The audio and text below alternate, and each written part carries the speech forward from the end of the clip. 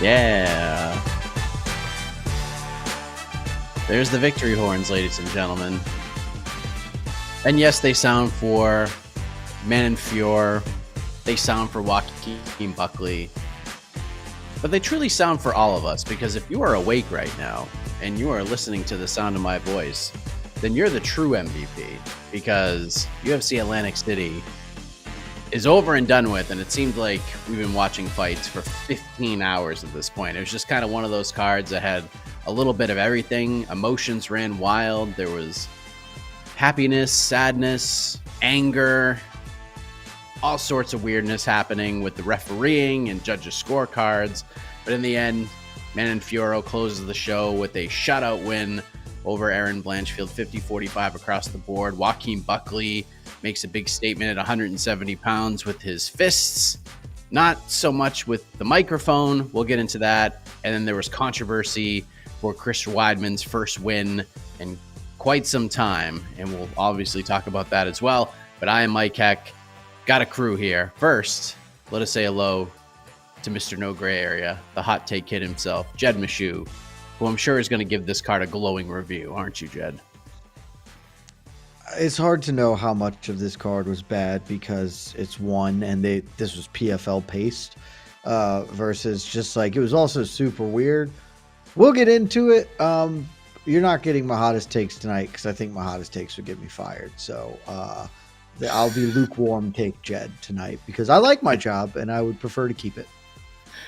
Okay. I mean, you can't just leave me on a thread like that. I might have to try to prod it out of you, at least to some degree.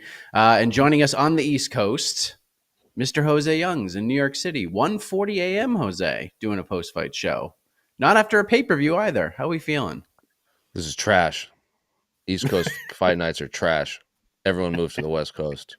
This is trash. There's a reason the gold rush happened and everyone moved out west because they knew they would have to watch UFC fight nights at 2 a.m. This is trash. You're not wrong, man. You're just not wrong. I don't even know where to begin here. I truly don't. I mean, normally we would just immediately start with the main event. So I guess we can start there. But Jed, as a website, we were very high on Erin Blanchfield. And look, she's still only 24, and she had an off night.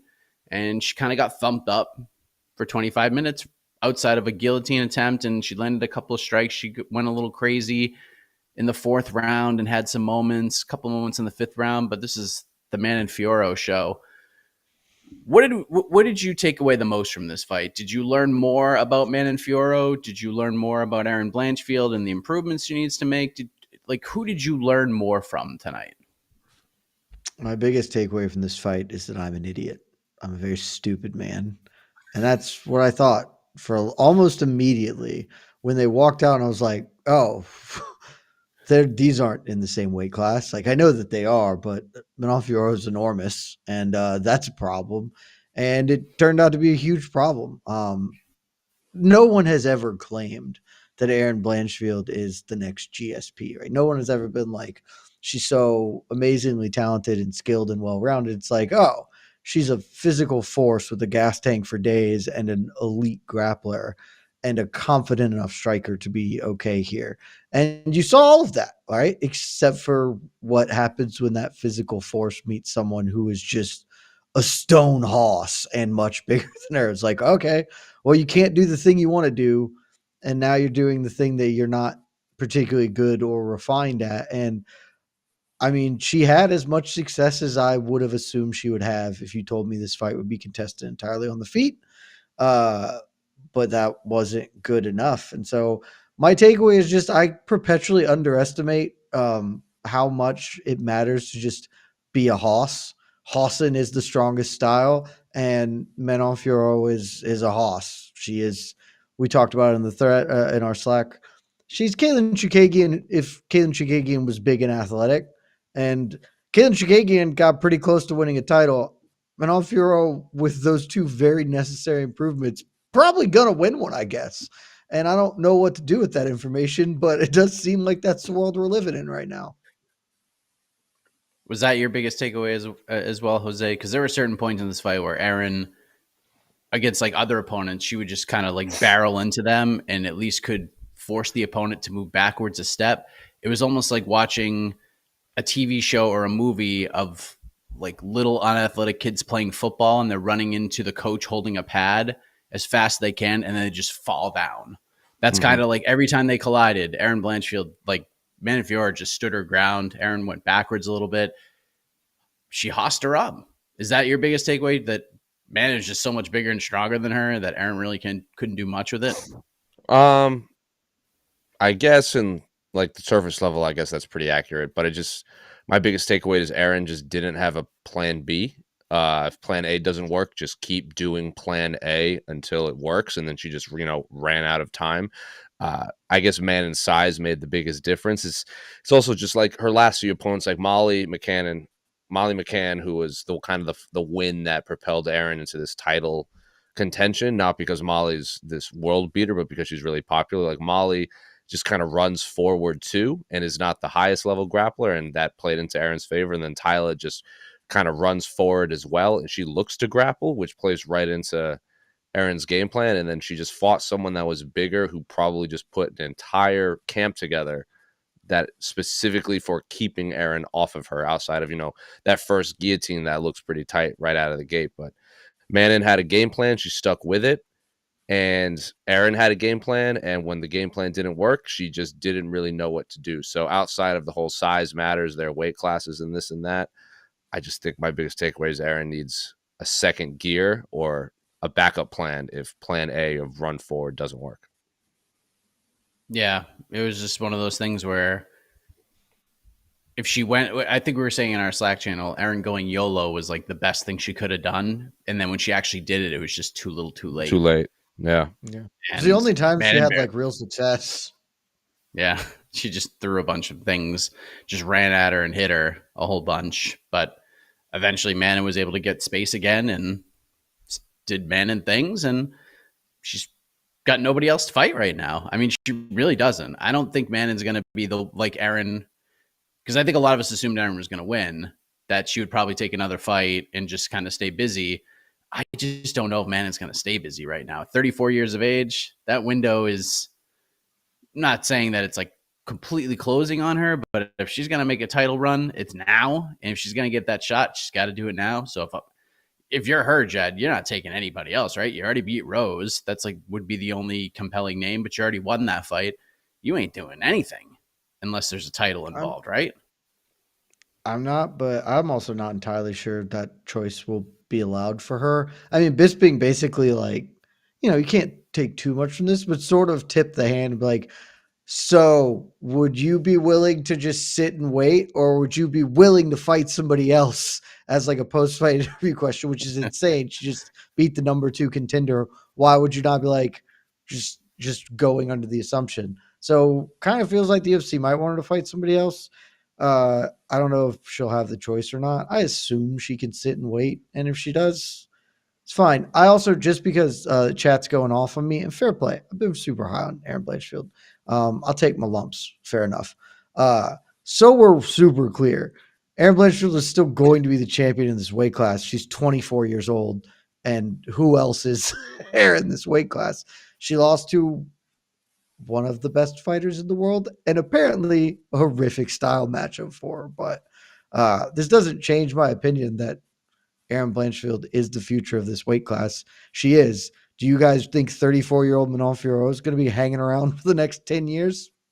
Seems unlikely. So I stand by all of it, but come at me, bros. You've earned it. So what are the comments saying? I don't usually look at them live. I thought Erin Blanchfield was the future. You're saying she's the next Khabib. Well, everyone seems to think Khabib lost to Gleison Tebow in almost the exact same circumstances of Gleison Tebow, just a big old fucking hoss, and it's hard. So this is Manon Fiorot is the Gleison Tebow of women's flyweight, and that's good for her. Like I said, everything I said holds true. I did not give Manon enough credit in my initial thing, like the first part I was saying, where I was super impressed by her willingness to stick to the game plan. Like Jose pointed out, she had a game plan and she didn't deviate from that for shit. For 25 minutes, she's like, I'm just going to keep throwing this lead right hook and this straight left hand, and Erin Blanchfield is going to walk right onto it, and that's fine with me. And Bisping and commentary team are being like, well, I'd like to see you try and put a stamp on it and finish. And she was like, why the hell would I try and do that? I'm winning the hell out of this fight. I'm about to hang a 50-45 on the future of this weight class. It was super disciplined performance. Obviously, I would say the best win of her career. So straight up full credit to her for this. But again, my biggest takeaway is I'm a big old dumbass because I discounted just Hawson. Hawson is life. And man, she's Hawson. Where does Erin Blanchfield go from here, Jose? I think we know where Manon's going.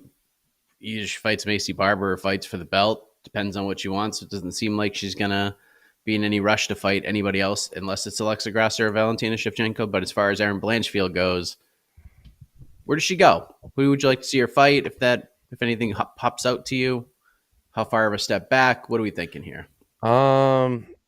She shouldn't take a massive step back because again, there's like women's flyweight is interesting at the top because now, like for a long time, it was the Valentina show. Now we actually have some sort of movement. Macy obviously got sick. She should not fight Macy because honestly, if Valentina and Alexa, if their first two fights were pretty back and forth wars, if the winner of that needs some time off, I would not be opposed to Manon and Macy, headlining a fight night and for a number one contender. I feel like that would make sense. So I don't know. The Rose fight is there, and I guess between Rose and Kalen Chukagian, or not. What's Kalen Chukagian's new last name? Sermonara. So I guess one of those two, but just by default. Do it, Sermonara. Let's go. Yeah, the Kalen fight I guess would be interesting because that's another tall fighter that has a similar style as Manon. So just be a new way for Erin to kind of work out the kinks, and then Rose is the bigger name and also a high level grappler striker. And a win over either one of those two would kind of keep her steady. But outside of that, she could rematch Tracy Cortez. That's her only other loss. That was back in Invicta, which I actually think Erin won that fight. That would be an interesting one. I just don't know how far back she wants to go. Like Erin versus Tracy in the Sphere, because Tracy likes to fight on Mexican Independence Day. I think that'd be a lot of fun too. So maybe something like that. I don't know. I guess it's just a name that would be interesting for her because she's obviously very clearly better than 99% of this division. She's clearly at worst the fourth best fighter at flyweight. So it just depends on who you want her to beat. Yeah, I like the Cortez idea. Run that one back. Let's Sermonara. Come on. Guys, we spent years wanting Anderson Silva to fight his clone, and now we can get Manon Fiorot versus Caitlin Sermonara. It's like this is the dollar store version of Anderson Silva. Talking about Blanchfield, though. Yeah. Oh, Blanchfield. Fight Sermonara. That's fine too. Who cares? Sermonara already lost to Manon Fiorot. Come on, dog. Oh my God, you're right. In Abu Dhabi. You can go watch. The post-fight scrum on MMA Fighters YouTube channel, shot by José Youngs. Less than a year ago, wasn't that? Do that. I think it was 2 years ago. 2 years ago. I think it was 2 Abu Dhabi years ago. We do have bonuses for this card. Yeah. Performance of the night, no surprise. Choo-choo, baby. Nate Landwehr. Dennis Vajuka gets a bonus. Fight of the night, shout out to the Pleasure Man getting himself a bonus. On the way out. Well, maybe, we should just run this one right back. Who's going to complain about watching Turkali and Ibo Asayan get after it again, or Ibo Islam fighting again? I wouldn't complain about that. It was good stuff. And they get $50K apiece. Congratulations to them for getting the job done. Joaquin Buckley did not get a bonus tonight. I'm kind of surprised by that. Gets the biggest win of his career. Jed, let's talk about Numanza because, boy, the talent in that octagon is pretty money. He is just going out there. He's getting work done. Going out there and thumping up Vicente Luque like that. Pretty darn impressive. Your thoughts on Joaquin Buckley, the fighter, in the cage while the fight was happening? And I'm sure you might have some things to say about Joaquin Buckley, the man with a microphone talking to Michael Bisping after the biggest win of his career.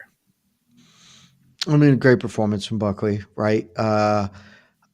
I still have no idea how good of a welterweight he is. He has obviously not a bad one. Vicente Luque, I think I had him ranked in the top 15.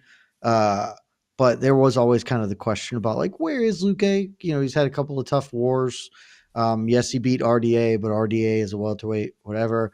But Luque was never really in that fight. He didn't get the doors blown off him in the first round, but he was never really able to get going in any sort of a way. And while Buckley, I don't think Buckley had like a super successful first round. He really nullified Luque, and then the second round just ran over him in that sort of weird collision guard pull maybe situation. But the biggest one of his career, certainly, he's going to be ranked now. And I have no idea like where he actually falls in the scheme of welterweights. He's still super young. He's like 28, I think. So he can be really good and he has a lot of physical tools to succeed. But I mostly left this fight being like, I'm super interested in where he goes from here and kind of what he does. And unfortunately, he then tried to kill that with his post-fight speech, which I still don't understand how you call out Anheuser-Busch. Like that's, I don't like get a manager, bro. They're the ones who set that up, not a post-fight speech. The post-fight speech is how you get yourself from A to B as far as a person that you would be fist fighting next. And instead he's like, I just want to one, also not really sure why he's like super pumped on fighting in St. Louis either. Cause have you seen that card? It's terrible. Although maybe that's why, because he knows he has a pretty good chance of getting a bonus check if he fights in the St. Louis card. Easy card to That steal looks the like show. garbage. So maybe that's smart of him, I guess. But you should at least pick somebody. If your whole thing is I want to get ranked so I can climb and make a run at it, great. You just did it. You're now gonna be ranked. You need to now have a next step in the plan, not just be like, whoever wants to fight me in St. Louis, Anheuser-Busch. I don't know what that was about. It was real dumb.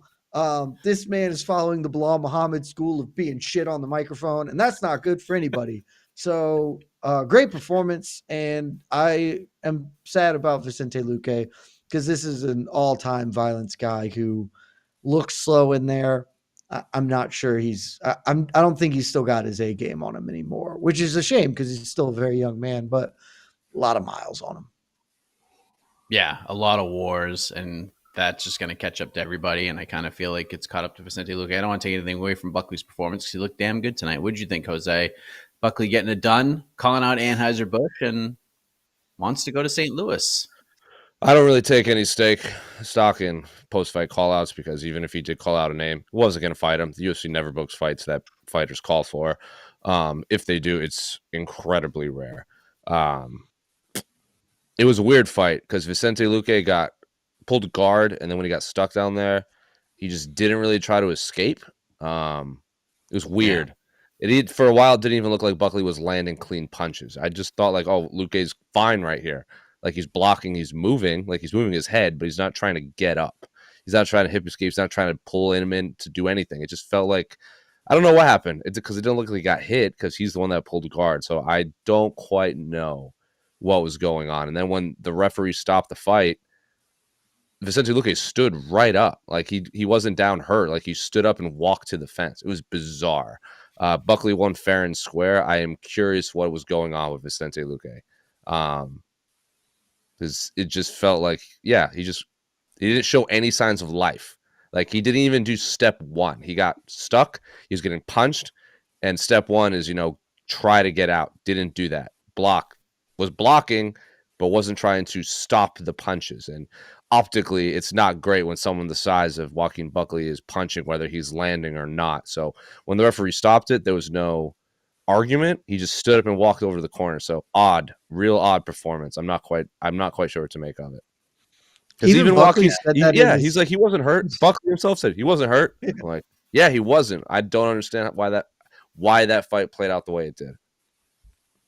It was super because tonight was just super weird. A lot of super weird shit really happened. Was. Yeah, they kept saying like, "Oh, this tied the UFC Fight Night record for 8 knockouts." I'm like, did it? Because it sure doesn't seem like it. Like it's a fact, but it doesn't feel like it. Yeah, I wonder if it's kind of like a Jacob Malkoun Petrosky situation where he shot and like. I honestly thought it might have been like that because he doesn't really pull guard. Like he sort of just falls back over, but then I couldn't see him being dazed. But on replays, I was like, did he just KO himself on Buckley's hip too? Because that would be some super weird stuff. Yeah, it was It real was weird. just odd. I don't know. It was Yeah. weird. Because Luque just like the way that final exchange went, it just looked like, as Jose was saying, it just looked like he was right. He was just waiting for the referee to stop the fight. He was just like, It okay, was real weird. like No, I this just don't want to do this is it. anymore. Hey, look, sometimes you just decide I I know. don't want to be here anymore. I'm going to leave work early today. And that's what happens. That is what happened. Rest of the main card moments, we had Chidi and Jokawani Reese McKee. We'll probably get questions about the scorecard for Reese McKee because, boy, was that a bad one for Reese McKee. How do you score that fight for him? I mean, you want to give him a round, like, I'll listen to you. Even then, I think you're probably wrong, as the other two judges had it 30-27, but scoring that fight for Reese McKee is almost criminal. Kyle Nelson just looking damn good. I know there's some question about the stoppage in that one. We could probably talk about that. Nursultan Rudzabov just annihilates Enrique Dumas, but possible eye poke. Actually, it clearly was an eye poke. And that wasn't the last time that eye pokes played a factor in a fight, because we go to the featured bout. The one everyone was looking forward to, the one everybody had their eye on. Chris Weidman. Was it going to be his final fight? How would he handle Bruno Silva? It was a fight people thought he could win. I believe Jed Meshew had a bet on Chris Weidman. He was a pretty popular underdog, and Weidman has a nice first round. Then the second round happens, a little exchange. Weidman kind of steals it at the end, and there's eye pokes that are happening, and there's a warning. Then there's another warning, and then we continue on. Then we go to the third round. They poke each other in the eye, and Bruno Silva gets the worst of it, it appears, and referee Gary Copeland is like, all right, this is the final warning. No more eye pokes. I'm really gonna crank down on this one. And then we see Bruno Silva fall to the mat, and Chris Weidman gets on top of him, and he starts raining punches, and Gary Copeland comes in and stops the fight, and everyone in Atlantic City, Boardwalk Hall, loses their shit. They go crazy. Weidman leaps out of the cage like he just won the title. First win since 2020. Emotions are high. They have run high. And then we see the replay. It is not one eye poke. It is two eye pokes. Bruno Silva just goes down in a heap because of that second eye poke, and Weidman pounces and gets the win. It is announced as a TKO victory. And then Brendan Fitzgerald, after Chris Weidman's victory speech to Michael Bisping, which I'm sure we're going to get into in a moment, it is revealed that it becomes a technical decision unanimous for Chris Weidman because of the foul. They go right to the scorecards. No point deducted, no nothing. Chris Weidman gets a win. Jed, I know it seems like this moment happened 4 hours ago with how the pacing of this card was and how the main event was. What is your reaction to all of this? Because this is, you want to be happy for Weidman here. Like, he finally gets a win, but then you see how it plays out and how the reaction is, and it's just tough scenes, man. Like, you could try to swing it however you like, but this isn't good. This just isn't. It's all the way awful. Every part of this is awful. First, last week there were people coming in the chat and being like, "Oh, I thought it was always good to cheat. The biter didn't work out for him," and I had to be like, "One, like, let's be reasonable, you idiots." But this is why it's always good to cheat. Chris Weidman just got a TKO via high poke. He's getting 2 checks and everything's great for him. This is insane.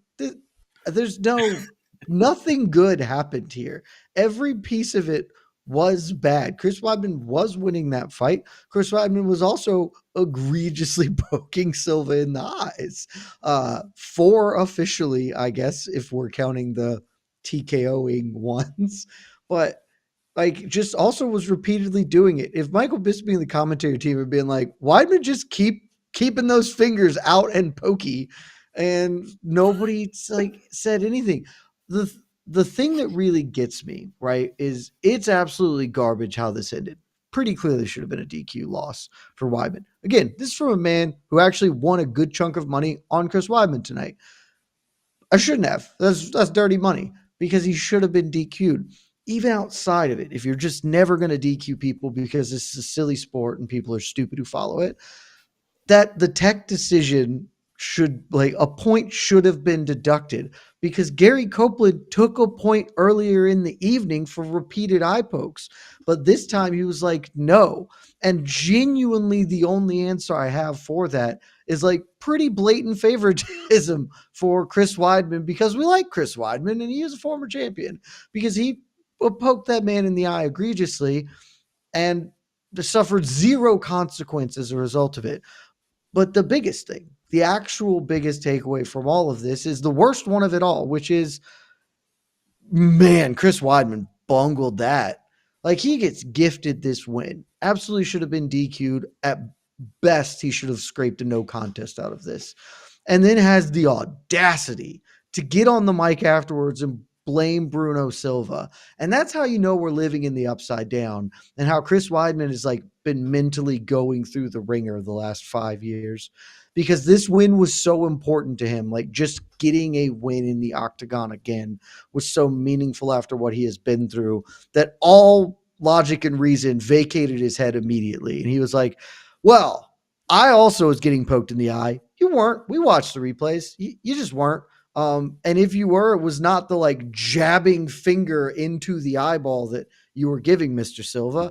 And two, just be like, I poked him in the eye, but really that's his fault. You can't fall down when you get stabbed in the eyeball, because then the ref, they're just doing this thing. So really, you got to blame him for this. Was the most insane stance I've ever heard from a fighter who knew that he cheated. Like, knew that he did. He was not, I didn't poke him. I punched him in the eye, and you can't fall down like that. It was like, no, I did it, but screw that, dude. You're a wuss and an idiot for falling over when I stabbed you in the eyeballs. What is happening? Like, that blew my mind that he could do that. Jose, anything you want to add to that? Self, as I was muted. No, I mean, Jed kind of summed it up. It was, I just wish Chris, because the fight against Brad Tavares, his last fight, it was all about like coming back from his leg injury and everything, and then Brad just kicked his legs relentlessly, and that was just sad. And then even if there were no multiple eye stabbings in this fight, it was still not the best fight. Like, yeah, Chris got the decision win. Like, it's a decision win. Was it not? It wasn't even like a TKO win, because it went to the judges' scorecards. It's still, Chris Weidman just looks like he was stuck in first gear, and Bruno Silva's game plan was do nothing. So it was an object that refused to move versus the wind. It was weird.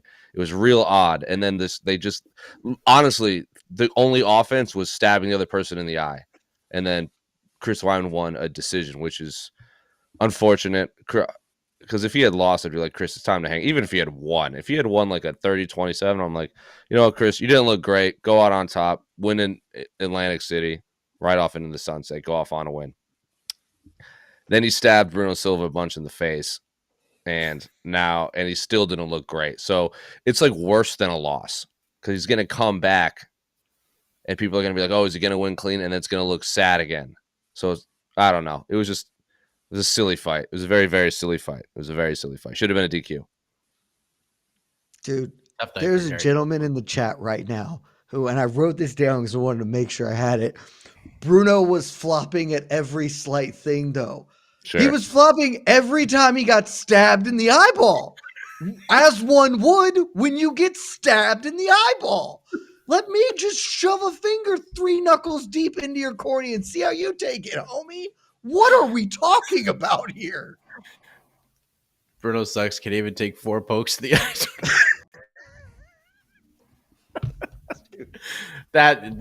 This take I'm not talking about. The one that you wrote down, that might be one of the worst takes. Unbelievable. Is this the guy who was the judge that scored the fight for Reese McKee? Because that's the only thing that would make sense there. I don't know. Maybe that judge got stabbed in the eye. Don't flop when I go knuckle deep into my eyes. Yeah, right. It's just don't. Don't do it, man. You got to keep your feet in that situation. It's a bad look. Okay. Bad look for the referee. It's a bad look for the ref. He's gonna It's stop it. It's a shame too, because Gary Copeland, I was giving him praise earlier in the night. I was like, "Oh, look, you correctly took a point in whichever fight that was that Arce Burns. You correctly took a point in that fight. And then like whatever the fight was, where it was Ibo Aslam when Ibo was like, "I'm ready." It was like, "You don't have to come out yet. You have time from the groin shot. Take your time. It's fine." It was like, "Oh, Gary Copeland's doing good reffing things." And then the Weidman fight happened, and we were just like, nope, let's light all that goodwill on fire.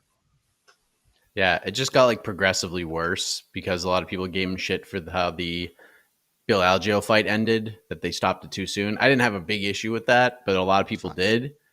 But this is tough. This was tough. So, all right, let's go to the peeps because I got to tell you, I want the people to really kind of think for us right now. Because there's just so much weirdness, and if we're getting takes like it was such a weird card, like Bruno was flopping around, then I'm excited to see what we have. Of course, I'm Super pretty Chatter's confident. the line. I'm pretty confident that none of these fans believe that. They're just saying it because they want to get noticed. Yeah. I mean, I don't know. Chris Weidman apparently believes it. So. Chris Weidman believes a lot of silly things, though. Yeah. Lazy bed. I don't know why y'all Nice late lazy stop bed. poking around. Very good. Very good. Nice Thank lazy you, lazy bed. bed. We mentioned this earlier, but Thank you, Michael. Manon is the French Caitlin Sermonara. There you go. There Cool. you go. yeah, No notes. no notes. Big if true.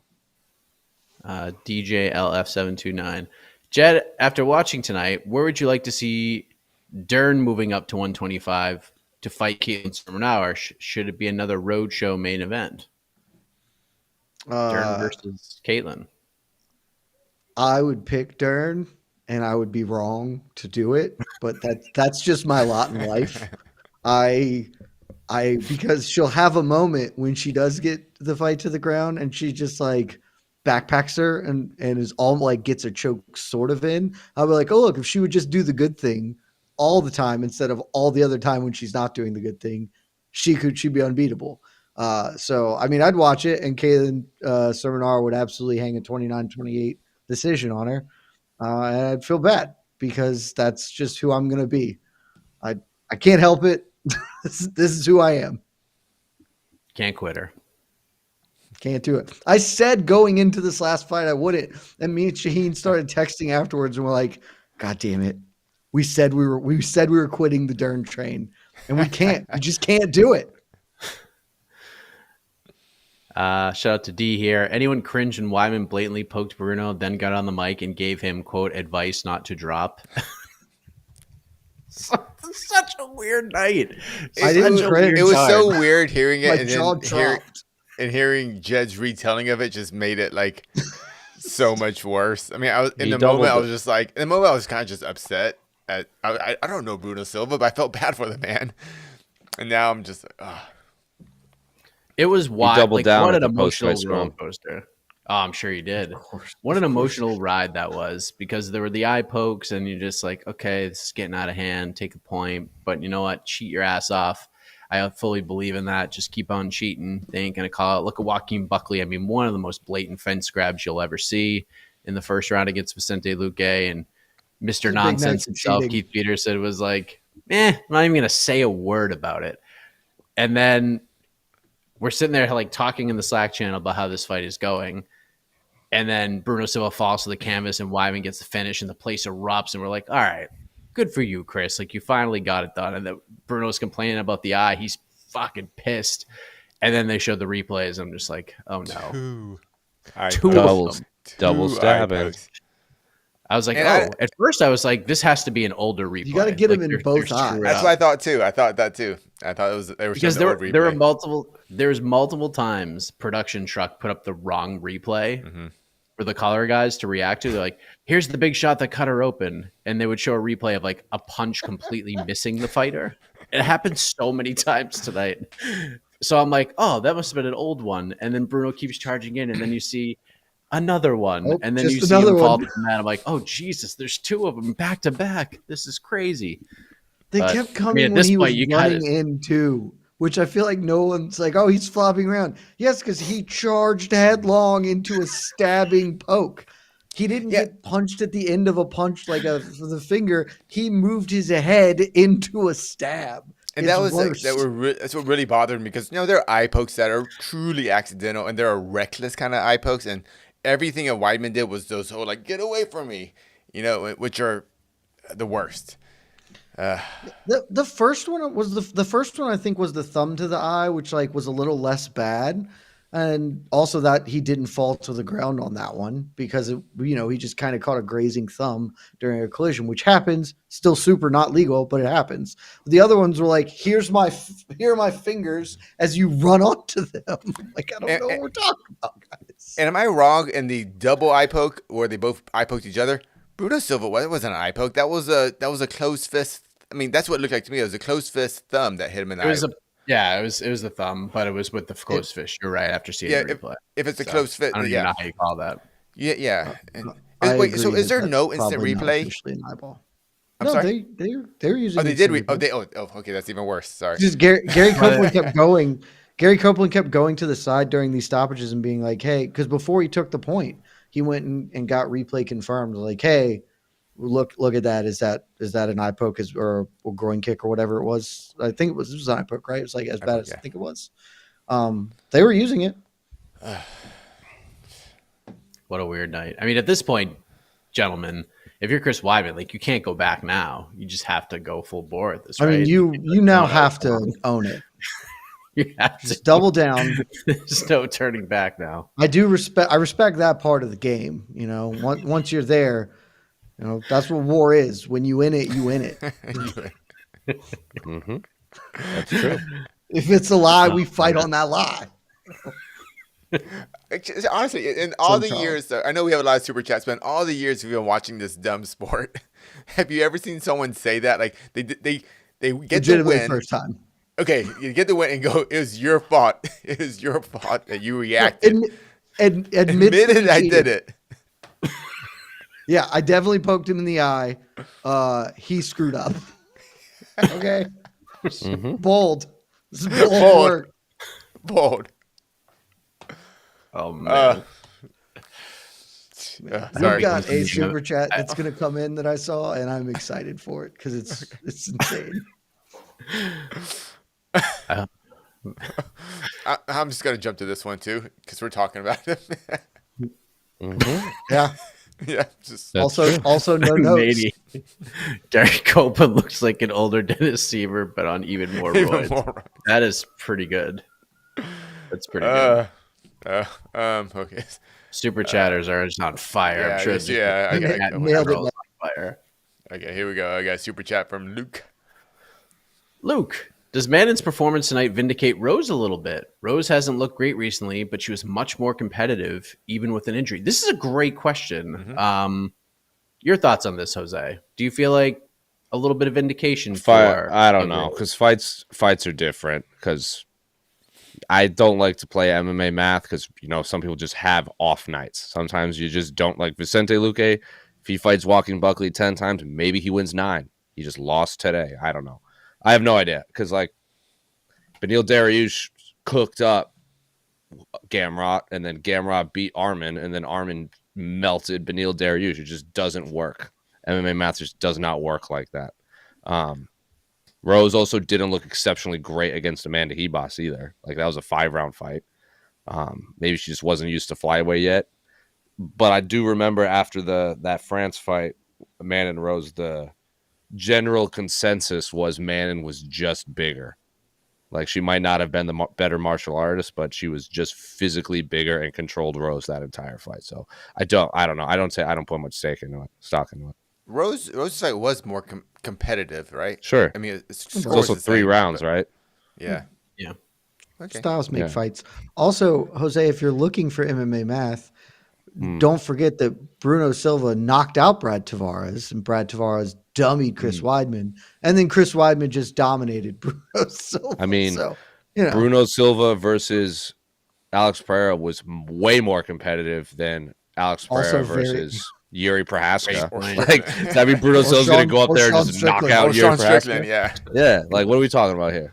Like, it's a bad Great question. argument. Great point. It's a bad question. Styles make fights, and Rose's style is much more effective against Manon than Erin. This is what we learned tonight. Yeah. I like the question, Luke. It was a good one. Different way of thinking of this. Yeah. Yeah, just in all the weirdness tonight, this could have been the weirdest thing of the night, but it's not. MVP of the night, Jacob Malkoon's hip.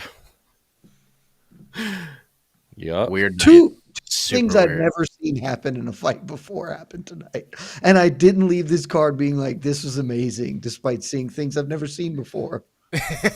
You're right. I like this super chat. Patrick, what is a Haas? Asking for a Midwestern friend. If you're from the Midwest, you should know what a Haas You is. should know. Say, you're from the Midwest. I feel like you definitely know what a hoss is. Google the name Stan Hansen, and that's what a Haas is. Oh, And then that's move a on. great, Oh, there you very go. good. That is true. That is true. Very good. Super chat here. Pro wrestling talk. Michael, man, it could be the female RDA and fight in 2 divisions. That's a sentence. Those are Dude, words. she could. She I don't could think go so. to 135. I mean, Man, she She wouldn't might get do a title fight bad. at bantamweight. She might get a title fight at bantamweight before she gets on a flyweight. I mean, just straight up right now, who would you pick, Manon or Misha Tate? I'm pretty Manon. easily taking Manon. Misha Tate's like a top 10 bantamweight, so Oh, look at this. sure. I don't know. Maybe. I'd like to see her stand next to a bantamweight. Thank you much. Super chat for Steve is from Steven Dawson. Steven, with how crowded 170 is, do you think Buckley legitimately could be a champion? What are you guys' Easter plans? I hope you all have a happy Easter. Thank you. Where would you rate Joaquin Buckley's chances to be welterweight champion, Jose? I know it's early and you don't like to play the hypothetical game that much, but did you leave tonight? I think you probably left tonight being like, all right, this dude's like, he's pretty good welterweight. But did you leave here being like, dude, this guy could be a champ? I think he's going to be like he's going to be like a Jeff Neal in this division. Like, he's going to be a guy like he's always going to be an exciting fight. He'll knock out a lot of guys, but he's just never going to get past the Wonder Boys or the Ian Garys. You know, the guy that just is a really high level striker that could just avoid the power. I think he's going to be like or even like Vicente Luque was similar to that too. Like, every time he fought those long rangy guys, he just never get through it, or Bilal will just take him down and control him. I don't think he's going to be guys like Jack Della Maddalena could be a future champion. I don't think he beats Jack. I don't think he's going to beat Sean Brady. I don't think he's going to beat Ian Gary. I don't think he's going to beat MVP. But I would like to see Joaquin Buckley rematch Kevin Holland at welterweight, because the first time they fought was at middleweight. So I think he could be like somewhere in the 15 to 8 range. But once he gets into those high level striker and grapplers, I don't think with that power he could turn anyone off, because that dude hits really hard. I just don't see him. I think Shavkat will be a champion. I don't think he's ever going to be Shavkat. So if that's the benchmark, then my chances are low. But with dynamite like that, you never know. He also is very popular on the internet, so he could just like will himself into a title shot. Mike, are you guys doing on to the next tomorrow? On this Yes. card? Oh, okay. I was gonna ask you about your prediction coming into the fight if Buckley wins. Dude. Oh, Not happening now. It remains. He ain't getting MVP or anybody like that. He's gonna get a murderer next. That is not a big name. He's gonna get a Michael Morales or a Renat. Why would they not? What if because Vicente Luque was supposed to fight Sean Brady? What if they just give Joaquin Buckley Sean Brady? Could be They that. could do that. They could do that. You know, just fight the guy that he filled in for, because Vicente Luque is probably 11 or 10 in the UFC's ranking. I know Sean Brady's like 7 or 8. Yep. Yeah. I wouldn't hate it, especially on a Vegas card. But when Or you like MSG. come out, I mean, maybe I put too much stock into the call out. But when you say I'll fight anybody, the UFC will be like, all right, bet you fight anybody. They will do that. Like, it's just the way that it is, unless things work out. Buckley, to me, is going to be one of those guys, much like his longtime teammate Jamal Hill, where it's going to be like, I think he's going to get some good wins, and I think he's going to get put in some good positions. But I also feel like for a while, we're still going to wonder like how good he actually is. It's just going to be one of those like weird trajectories where he'll have a great performance. They're like, all right, if he fights this dude, like we'll get all the answers. And then he somehow, like, luck finds a way where he gets to skip over that person and he gets a huge fight and wins and like something weird happens. You know what I mean? Like, whatever Buckley does next, I want to feel like I'll have a bit of more confidence in like where this guy is. Cause I think he's good. Like he impressed me, but I just don't know how good he is. I don't look at him like a Shavkat where you saw Shavkat fight the first time. You're like, holy shit, this dude is the guy. And then Shavkat gets like another couple wins. And you're just like, yep, solidifies it. And while Buckley's stock has risen for me, this is a hard question for me to answer, if that makes sense. I just don't know. Yeah, I hate saying it. I hate saying this, but like this is one of those wins where I go, Luque just looked bad. Like, I agree. I don't like saying it because I don't want to take anything away from Buckley, but because Buckley impressed me, but also Luque was like, I can't agree with. He hates saying it. He's got a lot of wear and tear. So yeah, got them city miles. And like he got knocked out by Jeff Neal, and then Bilal controlled him. Right, those like his last two losses. So he's lost 3 or 4. Correct. So I mean, we've seen Luque in wars, and that was not a war tonight. No. Yeah. No. So I think that's what just kind of shocked us. You know, it's like, oh, that is not the same fighter, which is a bummer, you know, for him. Yeah. But I agree with you, Mike. I just don't know where Buckley. Obviously, Buckley is good and better than I think we all. Better than I thought, but I don't know if he's there yet. Thank you much. Yeah. I'd be very surprised if he became champion. And then real quick, he break top 5? Would you be surprised if he breaks top 5? Like he's a number 1 contender. Yeah, I'd be very surprised. I would be shocked, but I'd be surprised. It's just not better you have to consistently win fights to get there, and I think he's just a dude who's gonna fall at some point because that's. I think he's really good. I just think like the top of the welterweight is like it's never been more competitive. I think. And I just don't. I don't group Joaquin Buckley in that category yet. Like Leon's great, Shavkat's great. You could, if you want to include Hamzat at welterweight, fine. Like Aaron Gary's really good. Bilal should be fighting there. Like MVP, you could throw in there. Like all these guys, I would favor. Like MVP is like a top 6 welterweight right now, and he's not ranking wise. Yeah, he's very. It's a very tough division to gain ground on in terms of ranking. 100%. Very, very difficult. Yeah, and you know the way you gain ground? By cheating and by skipping the line, by just getting a big fight. And you're never going to do that if you call it Anheuser-Busch. You call out a can of beer. Dumb as shit. Who do you want to fight? St. Louis, right? A can of beer. In St. Louis. It's just like, what MVP, I got my passport. I'm coming to the UK. I will see. I don't understand. That was what you should have done. I mean, It's not like hard. he's from St. Louis, right? So I understand him wanting to fight there. Yeah. I give him a pass on the wanting to fight at home. No, that's fine, but you got to pick someone. It's like it's not hard. You never have to reinvent the wheel, and how everyone didn't watch Sean O'Malley go from 15-1 by fighting Piotr Jan because he called for it and was popular and got it. Like, I should do the same. I should also just try and find a guy who maybe I can make this happen, and I will leap up the rankings and suddenly I'm in there. It's not hard to have any amount of care about your own goddamn career. Agreed. Happy Easter, whoever that was. Yes. Wiedenhoff, happy Jed is back. Do you guys think Erin is a one-trick pony at 125? I think she would have more success at 115. If she could make 115, I suspect she'd do great. Yeah. I mean, she's not she will still do quite well at flyweight. Yeah, she's still only 24. Her game is going to evolve. Also, guys, she's 24. It's going to I don't know if you know this. Manon Fiorot is at worst the 3rd best woman in this weight class. And I would say probably very likely better than that. So losing to her is not like some badge of shame. Yeah. It's a weird thing. Yeah, it's like What a fraud. She's only the 4th best 125 What a woman fraud. in the That world. 24-year-old lost to one of the 3 best women in the world. Loser. Yeah.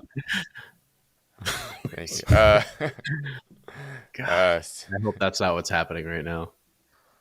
Pleasure Man, it was a pleasure, man, from J-Fish. I mean, Pleasure Dude, they Man. might not cut him. His glory.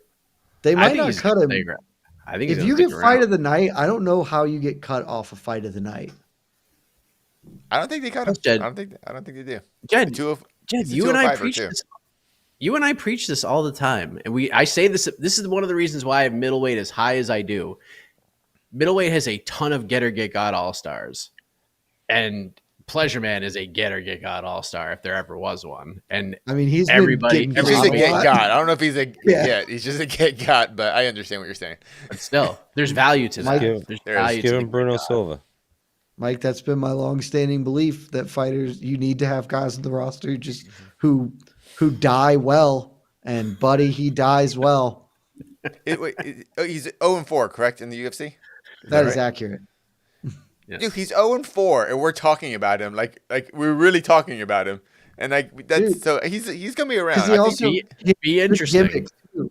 He's interesting Yeah. and dies well. That's all you need, man. I keep him around forever. He's got the best. Oh man, Big Tuna. Oh, the biggest flop of all time. Bellator screwed that up. Big Tuna got knocked out last night too with LFA, What? which hurt my soul. That's- no, sign him UFC. That's a shame. All right. I mean, like he loses to Jailton. Vitor Petrino is about to fight Anthony Smith. Tyson Pedro on the road, and Ebo Islam. Who knows? He's already got a win over Ebo too. That's why trilogy. Let's go. Medi back. Luque never wanted to be there. Tweets like Shaheen saying that Buckley is a problem at welterweight are completely insane. Wow. But he also said, if I remember Shaheen's tweet, I believe he said he might be a problem. He didn't come out and say he's a problem. So I mean, he think is there's just a a problem. caveat to that. He might just be. It's not I mean, he confirmed. is.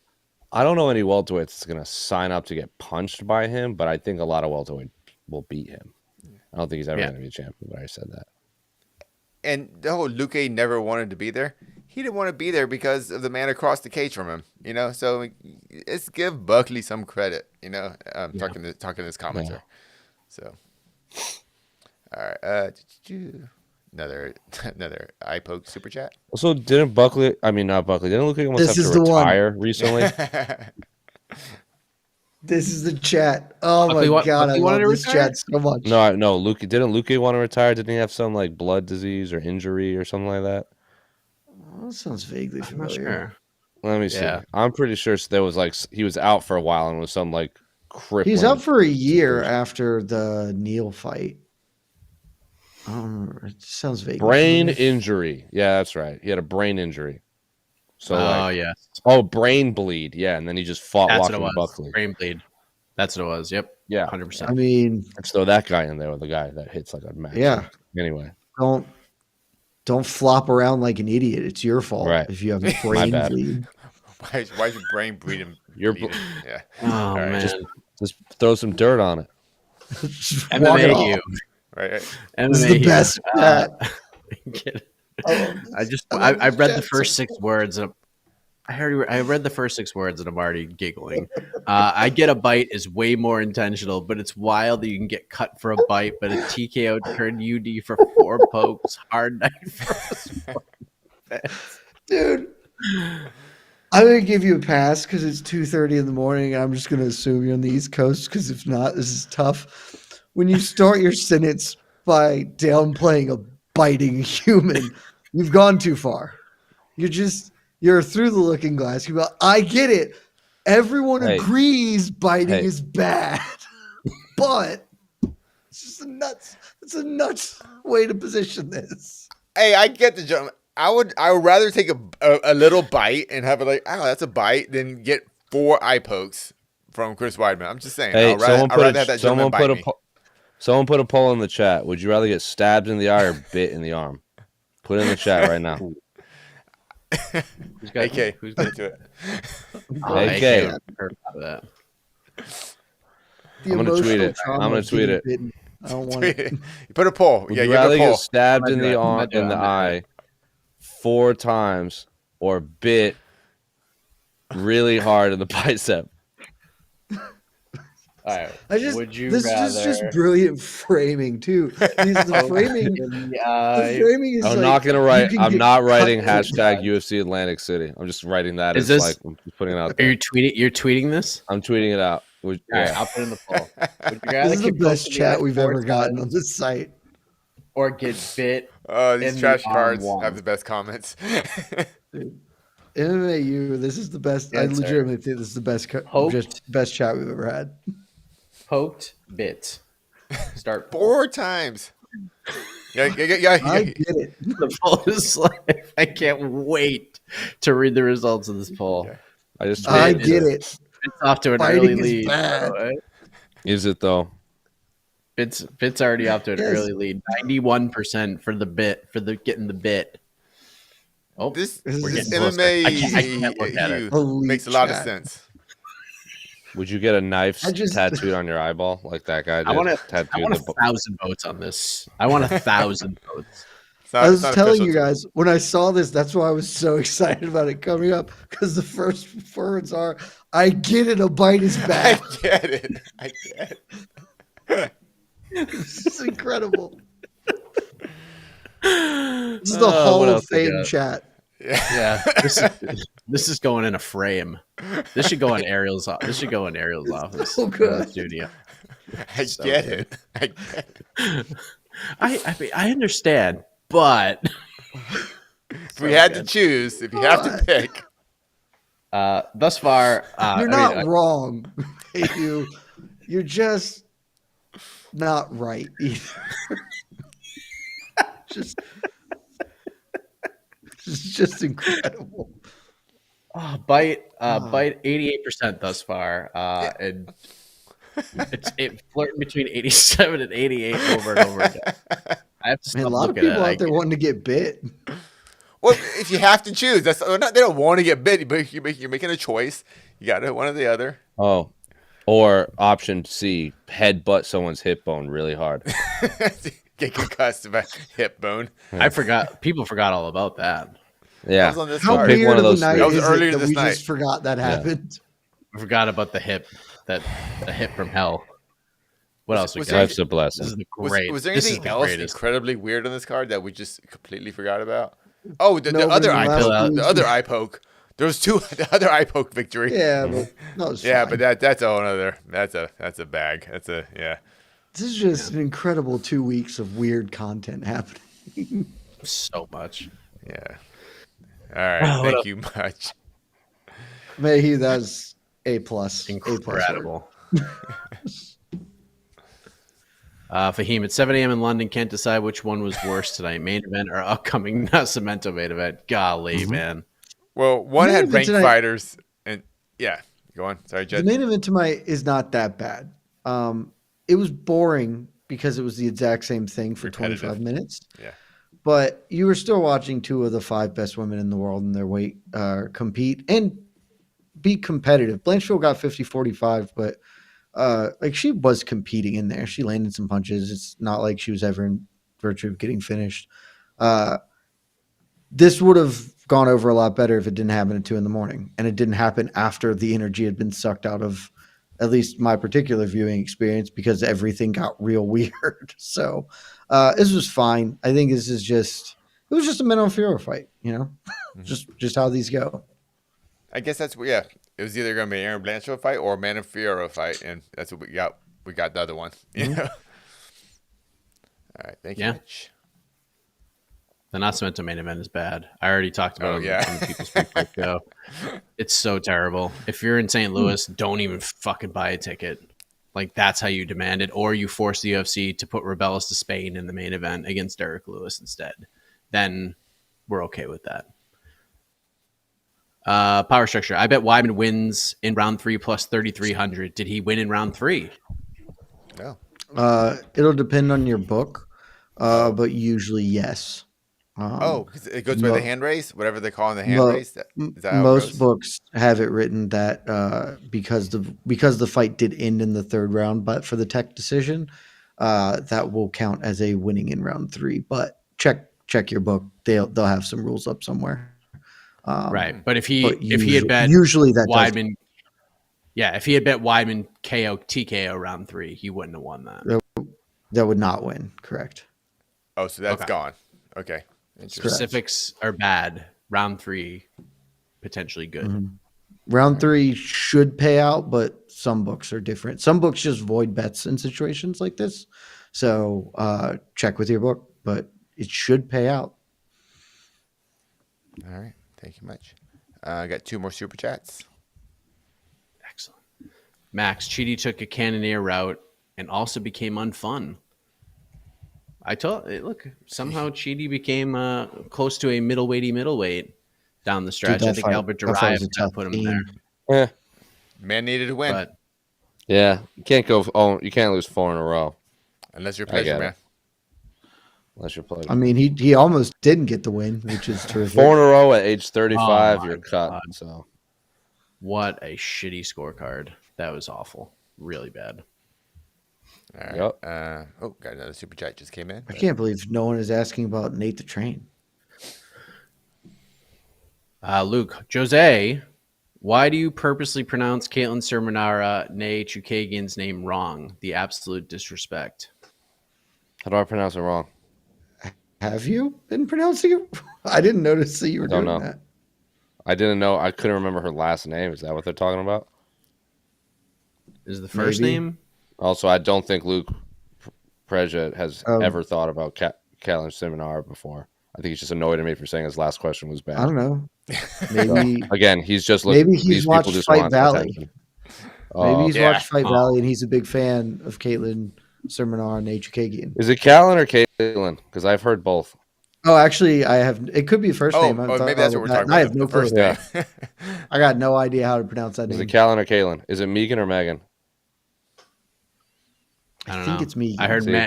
I heard Manon's name pronounced 8 different ways tonight. So I refuse to call her Fior. It's just don't put extra letters on it if they're not there. Yeah. You can't have 2 silent letters on your name. It's not real. It's fake.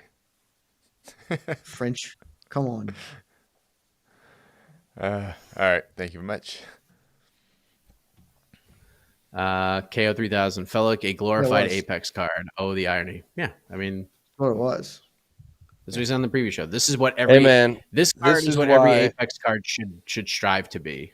this is why I understand that everyone hates the Apex, and I just really could give a shit if fights are at the Apex or not.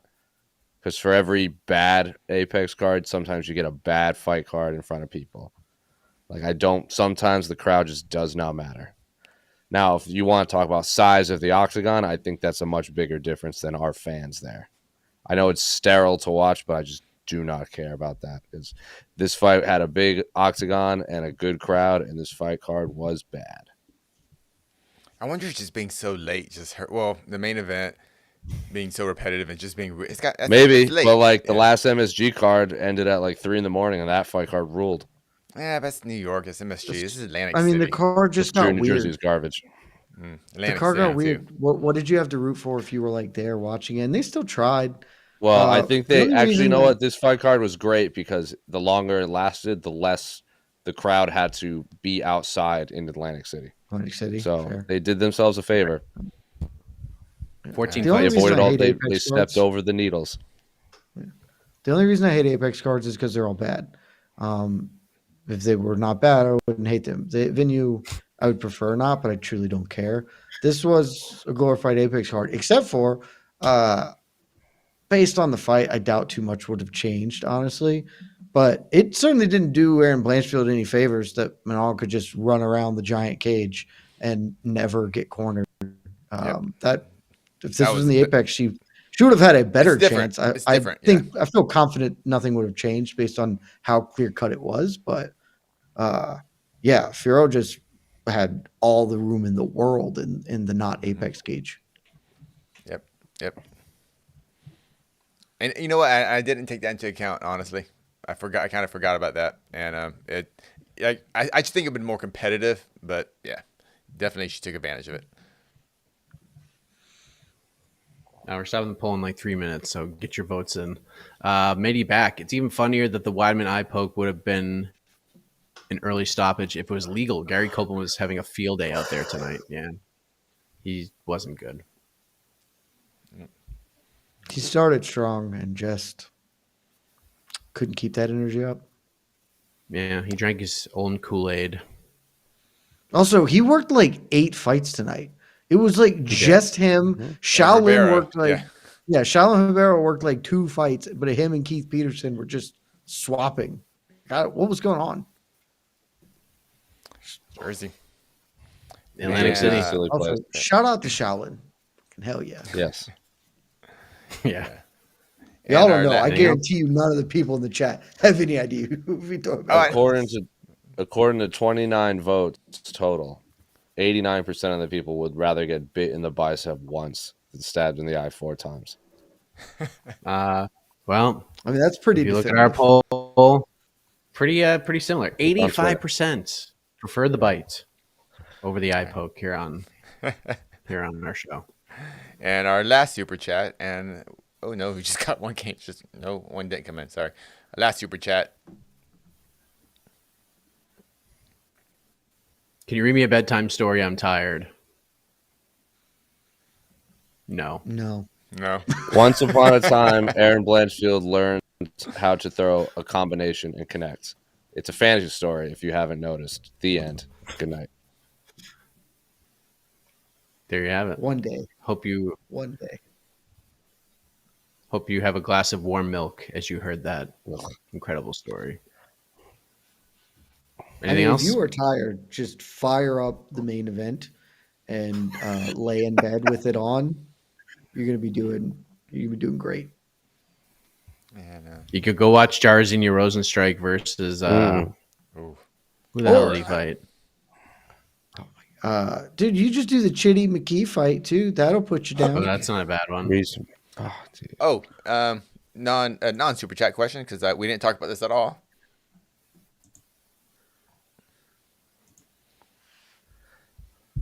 I would if you didn't even put that up, Casey, and you said I want to put this up, I would have guessed the first guess that it was Joseph asking this exact question. Should Verna, who has won 4 of her last 5 after tonight, get a title shot? Nobody has driven this train this week more than Joseph Boza that this fight could have title implications. But Verna gets the win, well deserved. I will say I made one bet tonight, and it was on Vanna Jandiroba because I didn't understand why she was as big of an underdog as she was, and it paid out nicely. So, should she get a title shot? José Youngs, would you give her a title fight right now? It's weird because Tatiana Suarez should be fighting for the title. Like, that should be a no-brainer, but she got hurt. And I think I'm basing this off because I think Weili will win. I think Weili will beat Yan Xiaonan at UFC 300. And Weili takes huge gaps between fights. Like, she fights maybe once, at most twice a year, and there's still like 10 months in between. So for all we know, by the time if Weili wins and then is ready to go again, Tatiana could be ready by then. I'm just basing this off of past knowledge. By that case, I do think Tatiana should get the title shot.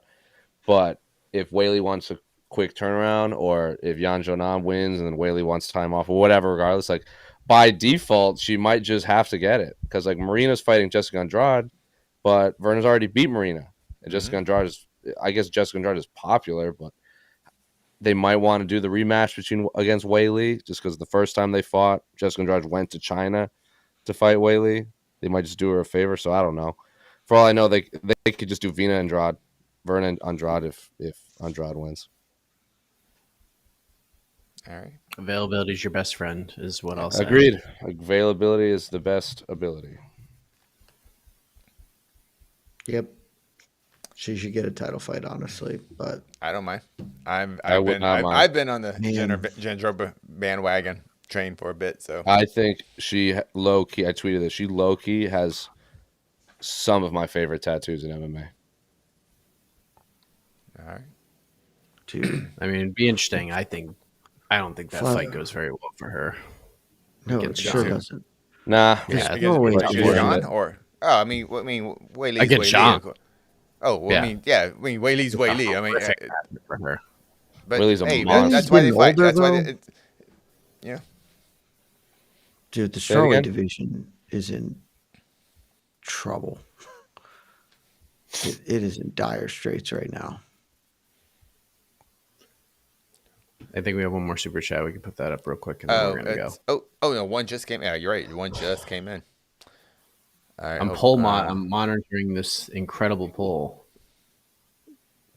Thank you, Connor. Hoping for a better back half of 2024. This year has been a tough hang for the UFC. Any thoughts on a better third or fourth quarter? We're not even on the second quarter yet.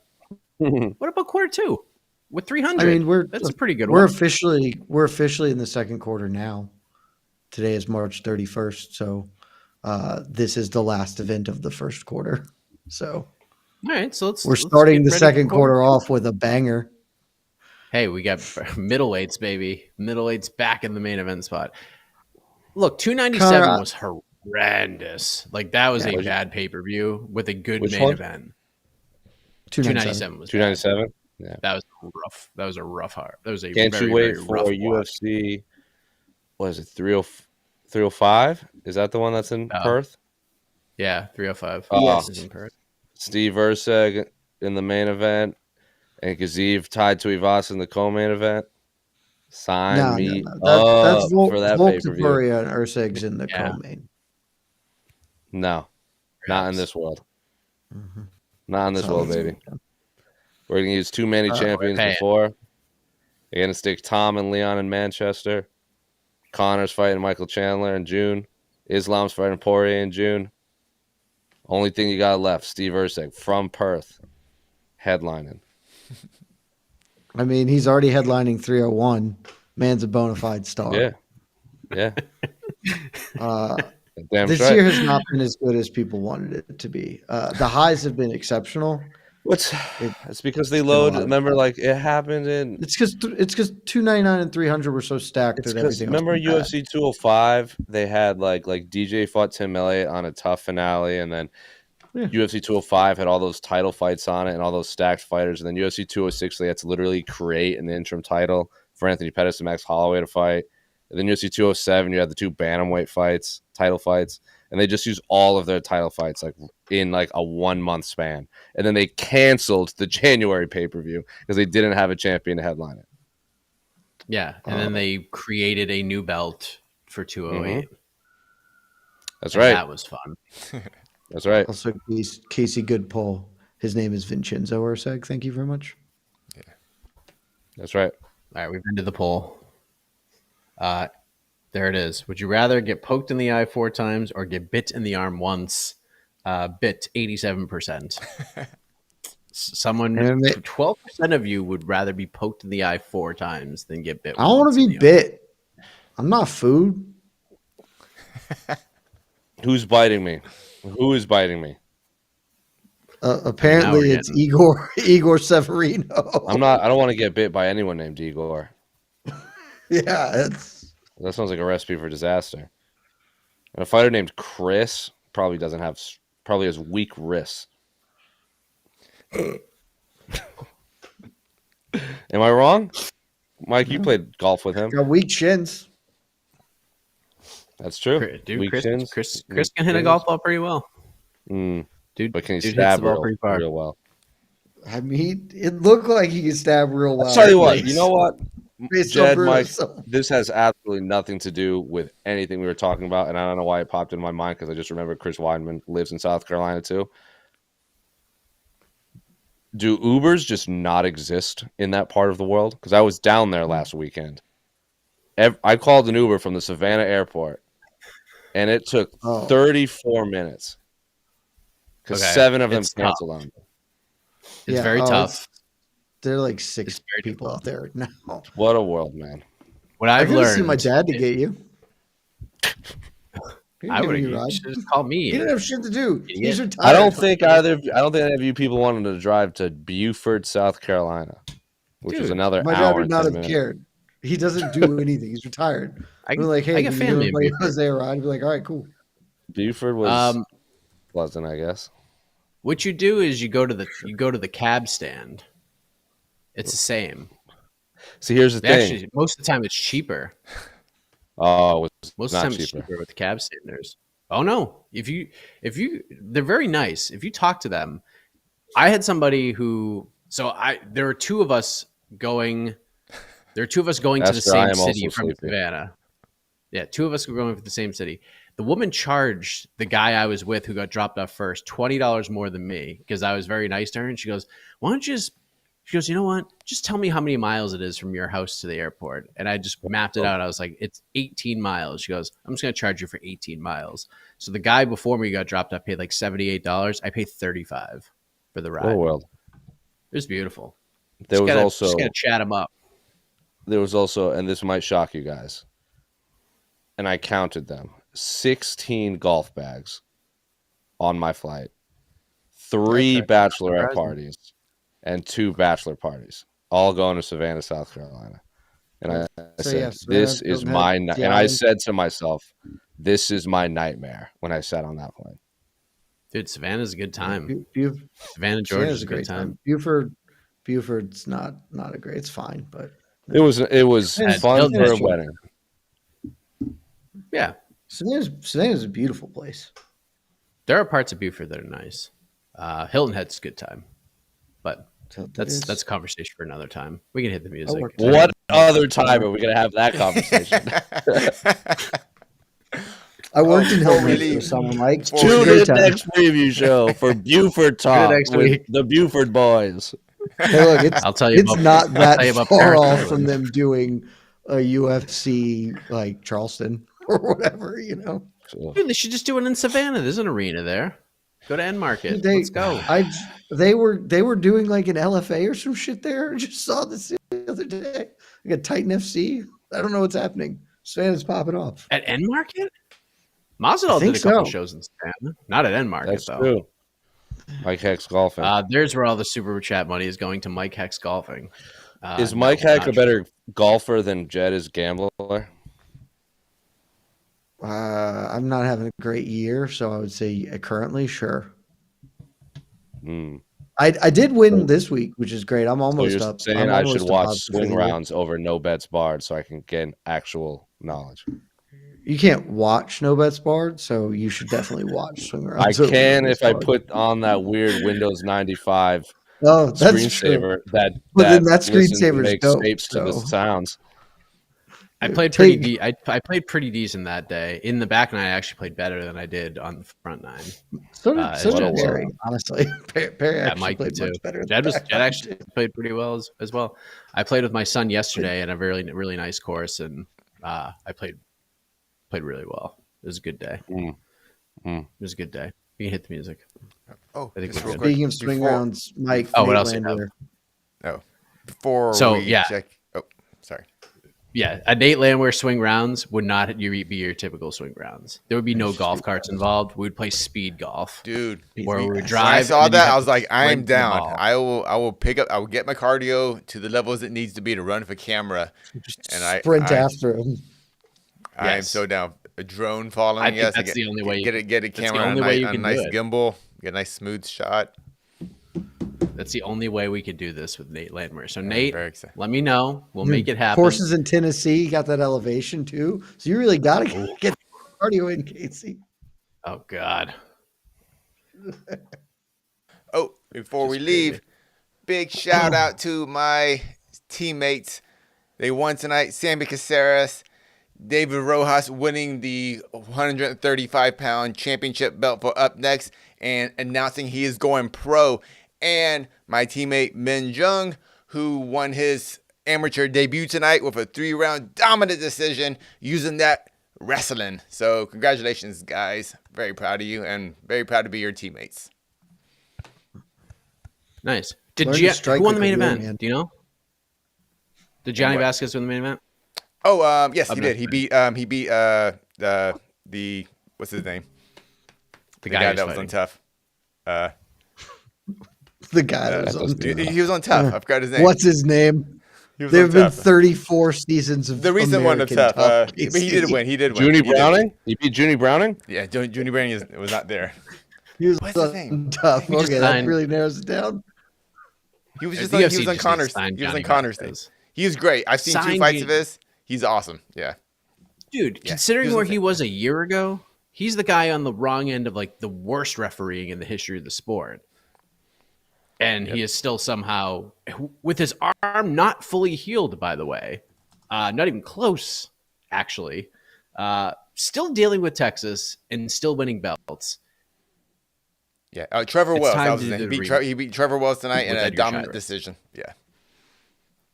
So, yeah. Live There you simple. go. Guys, it's 3 a.m. Congratulations, Johnny We Vasquez. need to leave.